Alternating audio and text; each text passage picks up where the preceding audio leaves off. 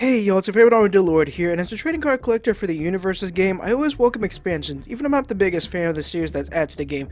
But if I were to have my way, I would want to add Helldivers 2 to the game. UniVersus would have a good selection of events and characters to create into cards due to the prominent factions of the game, and I'll go over the potential characters and events that can be turned into card. For Super Earth, the character cards you want to have for sure are Helldiver, as well as the Siege Troopers and Eagle Pilots. Some stretch characters would be the Democracy Officer and Shipmaster.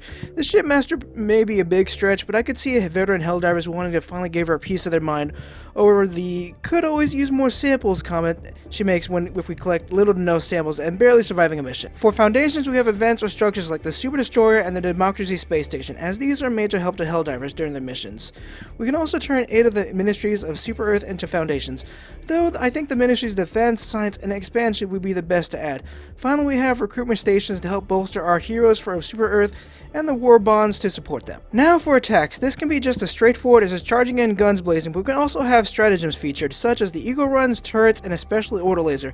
In my opinion, if the Orbital becomes a card, I can see that being very powerful, as the stratagem has saved my hide countless times, especially on Cybersand or when desperately trying to evacuate. As for action cards, this won't apply to all factions, as everyone can call in reinforcements, so add that to the universal category. Other actions that are exclusive to Super Earth's heroes would be extraction, activating the radar station, uploading escape pod data, and activating siege weaponry. Finally, the assets for Super Earth, and oh boy do they have a plethora of assets, as you have plenty of primary weapons ranging from assault rifles to energy weapons like the sickle, not to mention the support weapons such as the machine gun, grenade launcher, and railgun, and the best of all of them, the one true flag. As well as armor sets, you can switch between light, normal, and heavy that give trade-offs with defense and agility depending on what set you go with.